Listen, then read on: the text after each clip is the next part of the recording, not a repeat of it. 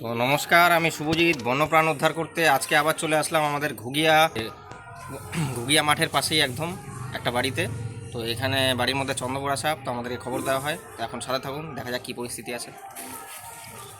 কোন জায়গাটায়?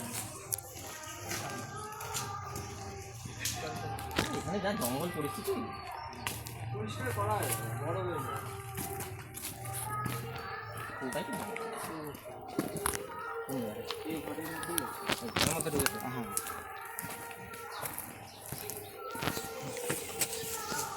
ঘরে কোনো লাইট আছে? ঘরে কোনো লাইটের ব্যবস্থা আছে?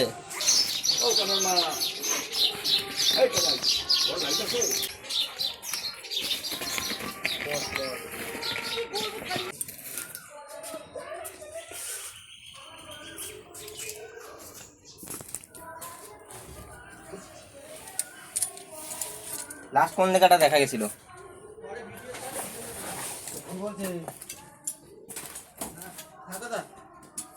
বলছি লাস্ট কোন জায়গায় দেখা গেছিল?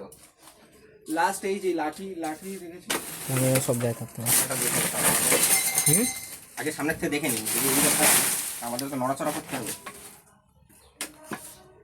রান্নাঘর ছিল নাকি? চারিপাশে ফাঁকা, তো এবার বেরিয়ে যেতে পারে।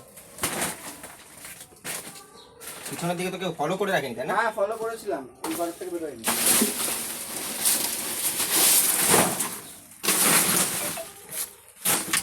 পিছনে যদি দুই একজন আরো দাঁড়াতে পারো, যদি লোক থাকে তাহলে পিছনে দুই একজন আরো দাঁড়াতে পারো, যদি বেরিয়ে যায়।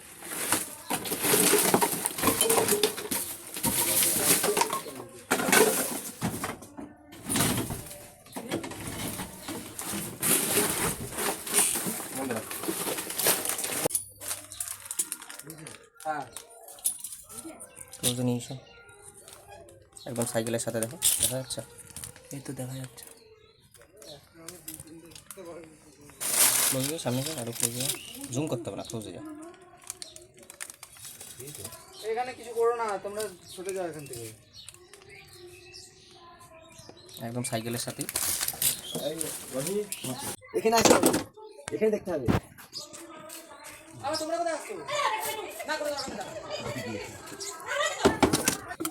এতে চাপা দিতে চলো। অনেকদিন আগে লিটন হয়ে যাবে ওই দিক থেকে।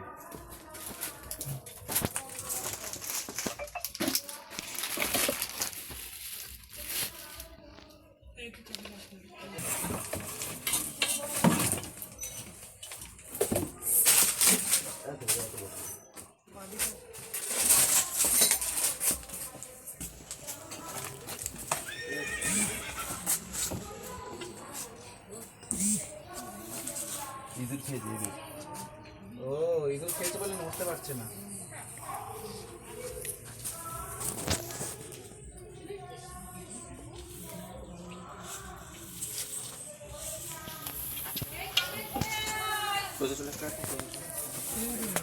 ঠিক আছে।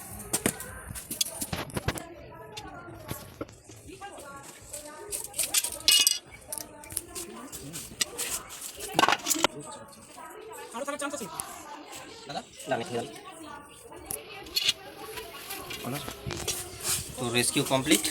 একটা আমাদের ছোট সাইজের মধ্যেই মাঝারি সাইজের একটা ইন্ডিয়ান রাসেল ভাইপার, আমাদের গ্রাম বাংলা চন্দ্রবোড়া। তো একদম রান্নাঘরের ভিতরেই ছিল। তো এটাকে রেস্কিউ করা হলো, পরবর্তীকালে একে নির্দিষ্ট পরিবেশে রিলিজ করে দেওয়া হবে।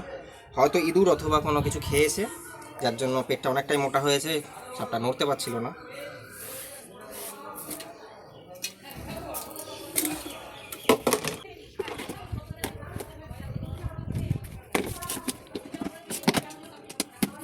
বলছি দাদা, তোমারই তো বাড়ি এটা? তোমার একটু নামটা বলো আর এখানকার ঠিকানা। এটা হচ্ছে ঘুগিয়া ষষ্ঠীতলা। ঘুগিয়া ষষ্ঠীতলা, তাই তো? আচ্ছা, যদি দেখা যায় আবার মারবে না তোমরা, না মেরে নিকটবর্তী যে কোনো ফরেস্ট ডিপার্টমেন্ট হোক, আরও রেস্কিউ টিম আছে, তাদের সাথে যোগাযোগ করবে। আর যদি কখনও সাপে কামড়ায়, ঠিক আছে, একটা জিনিস মাথায় রাখবেন, যদি কখনও সাপে কামড়ায় সময় নষ্ট না করে সোজা নিকটবর্তী স্বাস্থ্যকেন্দ্র বা হাসপাতাল। এখনও অনেক জায়গায় কিন্তু ওঝাগুনিনের চক্করে মানুষ জীবন চলে যাচ্ছে। কামড়ালে পরে সোজা নিকটবর্তী স্বাস্থ্যকেন্দ্র বা হাসপাতাল। তাহলে আসছি আজকের মতন। সাবধানে থাকবে তোমরা, এই জায়গাটা একটু পরিষ্কার করো। অবশ্যই মেন সাপ আসে কিসের জন্য?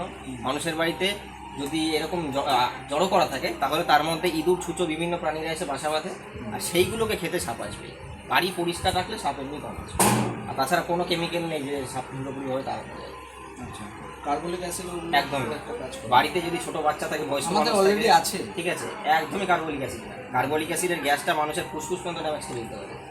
যাদের শ্বাসকষ্ট বা অ্যাজমার প্রবলেম আছে, ওই যে গ্যাসটা কন্টিনিউ আমাদের শরীরে ইনহেল হতে থাকলে তাদের শ্বাসকষ্ট বা অ্যাজমার প্রবলেম শুরু হয়ে যেতে পারে। যার জন্য একদমই কার্বলিক অ্যাসিডটা। আর একটা জিনিস ধরুন, এই আমরা একটা অ্যাসিড আমাদের গায়ে লাগলো যেরকম জ্বালা যন্ত্রণা করে পুড়ে যাবে, সাপের ক্ষেত্রেও একই হবে। কিন্তু যেই সাপটা চুপচাপ ওই কোনায় বসেছিল, ওর গায়ে যদি অ্যাসিড পড়ে বা কোনোভাবে লাগে, তখন সে কী হবে? আক্রমণাত্মক হবে। তার তো জ্বালা যন্ত্রণা হচ্ছে, অবশ্যই। সে তখন আক্রমণাত্মক হয়ে সামনে যাকে পাবে তাকে হয়তো আক্রমণ করতে চেষ্টা করতে পারে। যে চুপচাপ থাকে তখন ওটা চুপচাপ আছে, তুমি যে কোনো রেস্কিউ টিম হোক, ফরেস্ট ডিপার্টমেন্ট হোক, তাকে ডেকে তোমার এটা রিমুভ করে দিতে পারে। কিন্তু যখন ওটার গায়ে কোনো অ্যাসিড করবে তখন তো সে জ্বালা যন্ত্রণা সে নিয়ে যাবে, তখন সামনে যে যাকে পাবে তাকে বাইট করার টেন্ডেন্সি থাকতে পারে। যার জন্য কার্বলিক অ্যাসিড একদমই